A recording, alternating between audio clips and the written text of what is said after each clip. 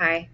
We're gonna show you how to make a custom brush on Photoshop where you can make a brush out of your name. Basically, we're gonna turn this photo into this little edit just for fun to kind of show you the master way you can make a new brush for yourself. Okay, so let's start all over. Here we go. Nope. Nope. Okay, we're gonna start all over. Here we go. Ready? I'm gonna open a portrait that I took. Does not have to be a self-portrait, but here I am and I have myself, so I'm going to do a self-portrait. And then what I'm going to do is I'm going to make a black and white adjustment layer. And if I want, I can make things a little bit more high contrast by adjusting. I could add a couple adjustment layers if I wanted. I personally like a levels adjustment. We can make it extra shadowy. Cool, sure.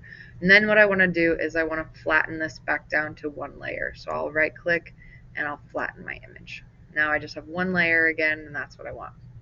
Now I'm going to go and I'm going to make a new document. This new document is going to be an 8 by 8 at 150 pixels per inch. And I'll hit create. And there's my new document right here. The next thing I want to do is I want to drag and drop my image in, and you'll notice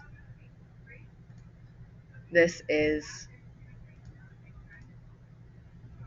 pretty large, so I could match the resolution size first and then maybe go, it's an 8 by 12, so I'll lose a little bit, but that will make my transfer much easier. I'll drag that and drop it off. Okay, and then I'll kind of line it up where I want it to be. Perfect. The next thing I want to do is I want to add a text layer. So I'm going to go to my text tool and I'm going to make a text box that says my name. Oops. I want all of that to go away and then put my name. And it's already in white, which is pretty convenient. In here, I could decide on a font. Let's pick out a font that I did not use last time. Pick one that feels like you could overlap things. If it gets really like bold, like these really bold fonts are not going to do you very much good. And then, but pick one that feels like it kind of goes with who your photo is of. Oh my god, I could look at fonts forever. How about that one? Okay. Then what I'm going to do is I'm going to go edit, define brush preset. When I hit define, psych, cancel that. I want to turn off my photo and turn on my text. Now you can't see my text because it's white, so I'm going to change the color to black. Okay, now I just have this font and my photo is turned off. Now I'm going to go edit, define brush preset, and now you can see it just grabs my name, and I'm going to call that my name brush 2 because I already have another one named, and I'm going to hit OK. And then I'll turn this back on, turn my text layer off. Okay, now I'm going to make a new layer, and I'm going to make that whole layer white. So we'll just paint bucket, make sure I have white selected, and drop that over the top. This layer of white needs a mask, so I'm going to add a layer mask, and then I'm going to go to my brush. In my brush, you'll see instead of just this soft brush that we normally have, our hard, round, soft brush, I can actually go in and start selecting some of the brushes I've made. And so name brush 1 was my last one. Now I have name brush 2. And at first, it's going to do this ugly thing where it drags the whole brush around like a regular brush. That's not quite what we want. So what we'll do is we're going to go into window, and we're going to go to brush settings, and we want to see our brush settings. It's also over here, but just in case yours isn't open.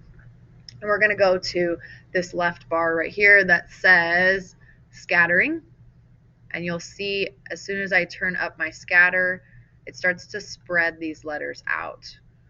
Okay, and then I can also go to shape dynamics, and I can change the sizing of them, so things will change, things will get bigger and smaller, and I can also change the angle at which they get painted on there. I can change, what else can I change? How many happen, but it gets a little crazy in there. Um, Here I go.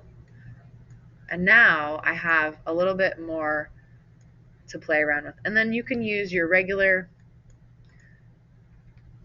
brush sizes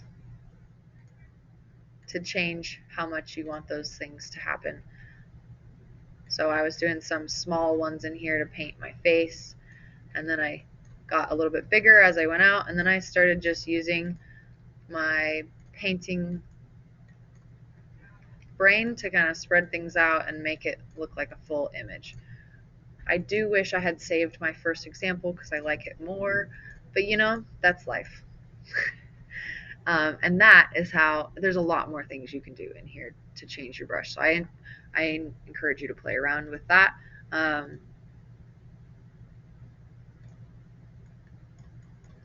But that's how you make your own brush and mess around with it in Photoshop.